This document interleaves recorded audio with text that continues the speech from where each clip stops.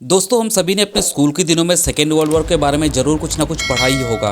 खैर, पृथ्वी का सबसे भयानक युद्ध यानी कि सेकेंड वर्ल्ड वॉर में अमेरिका ने जो परमाणु हथियार जापान के हिरोशिमा और नागासाकी के ऊपर गिराया था, वो आज पूरे इंसानी जाति के इतिहास में एक काले धब्बे की तरह रह गया है। लेकिन आपको यहाँ जानकर हैरानी होगी कि इस परमाणु आक्रमण के अलावा एक ऐसा परमाणु हादसा भी हुआ है जिसने लाखों लोगों की ज़िंदगी बर्बाद कर दी थी। मैं यहाँ बात कर रहा हूँ चेरनोबिल न्यूक्लियर डिजास्टर की। जी हाँ, चेरनोबिल परमाणु हादसा एक ऐसी घटना है जिसने पूरी पृथ्वी के इतिहास बदल डाला। एक छोटी सी लापरवाही के कारण करोड़ों लोगों की जान चली गई और आने वाले कई इंसानी पुश्तों की विनाश एक झटके में हो गया। तो दोस्तों, इस वीडियो के माध्यम से चलिए एक ऐसे सफ़र पर चलते हैं जहां मैं आपको चेरनोबिल हादसे के बारे में हर एक चीज़ को समझाऊंगा। आसान भाषा में बोलूं तो चेरनोबिल एक परमाणु हादसा है जो कि साल 1986 में चेरनोबिल परमाणु प्लांट में हुआ था। चेरनोबिल परमाणु प्लांट यूक्रेन की प्रिप्यात शहर के पास मौजूद है। जब यह हादसा हुआ था तब यूक्रेन सोवियत संघ का हिस्सा था और उस समय कोल्ड वॉर के कारण सोवियत संघ और यूएसए के अंदर परमाणु हथियारों का जैसे प्रतियोगिता चल रहा था। चेरनोबिल डिजास्टर पृथ्वी का सबसे बड़ा परमाणु हादसा है क्योंकि इसका प्रभाव यूक्रेन से होते हुए पूरे यूरोप और अमेरिका के पूर्वी तट तक पहुंच चुका था।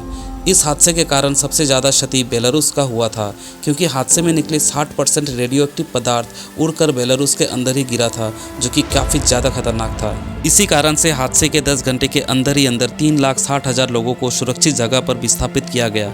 इस हादसे के कारण सोवियत संघ के परमाणु कार्यक्रम के ऊपर दुनिया भर के देशों ने कई सारी टिप्पणी की, जिसकी बदौलत सोवियत संघ को ना चाहते हुए भी अपने परमाणु कार्यक्रमों को रोकना पड़ा। इस हादसे में रेडिएशन के कारण कई सारे लोगों की जिंदगी चली गई, लेकिन हादसे के इम्पैक्ट को देखते हुए अपनी जान गंवाने वाले लोगों की सटीक संख्या का अंदाज़ा लगाना मुश्किल है। फिर भी एक रिपोर्ट के मुताबिक हादसे के सीधे झटके के कारण 56 लोगों की और बाद में रेडिएशन से पीड़ित होकर 4,000 लोगों की मौत की पुष्टि मिलती है। लेकिन दोस्तों, ये तो सिर्फ सरकारी डेटा है। कई लोगों का यह भी कहना है कि हादसे के कारण आने वाली कई पीढ़ियों की जान आशंकाओं से घिरी हुई है। चेरनोबिल हादसे के कारण को लेकर आज भी कई सारे अटकलें लगाए जाते हैं, लेकिन उन सभी अटकलों के मध्य में एक ऐसा कारण है जिसे इस हादसे की मूल जड़ मानते हैं। तो चलिए जानते हैं चेरनोबिल हादसे के मूल कारण के बारे में। 26 अप्रैल 1986 के दिन चेरनोबिल प्लांट के अंदर मौजूद रिएक्टर नंबर 4 में एक बड़ा धमाका हुआ। इस धमाके की मुख्य वजह रिएक्टर चालक यानी कि ऑपरेटर की लापरवाही को बताया गया। इसके अलावा प्लांट के कर्मी बिना किसी सेफ्टी प्रोटोकॉल का पालन किए बड़े ही असुरक्षित ढंग से रिएक्टर को बहुत ही कम बिजली पर चला रहे थे। कई लोग ये भी कहते थे कि प्लांट के कर्मी अपने ही प्लांट में तैनात सुरक्षा कर्मियों की सलाह भी नहीं लेते थे। चेरनोबिल में लगे हर एक रिएक्टर से मुख्य रूप से बिजली और प्लूटोनियम निकलता था, इसलिए इसके अंदर बहुत तेजी से परमाणुओं का प्रतिक्रिया होता था। लेकिन दोस्तों, ये रिएक्टर इतना ताकतवर होने के बावजूद इसकी एक कमजोरी थी।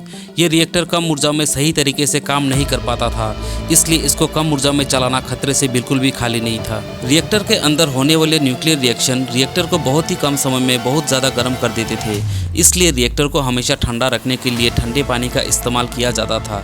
लेकिन 26 अप्रैल 1986 के दिन किसी कारण से रिएक्टर को ठंडे पानी की पूर्ति नहीं हो पाई और रिएक्टर बहुत ज़्यादा गर्म होकर एकाएक विस्फोट होकर फट गया। पानी की आपूर्ति का मूल कारण बाद में रिएक्टर से ठंडे पानी का रिसाव को बताया गया। रिएक्टर के अंदर मौजूद पावर फ्यूल के साथ रिएक्टर को ठंडा करने वाला पानी प्रतिक्रिया करते हुए एक बड़े से धमाके का कारण बनी।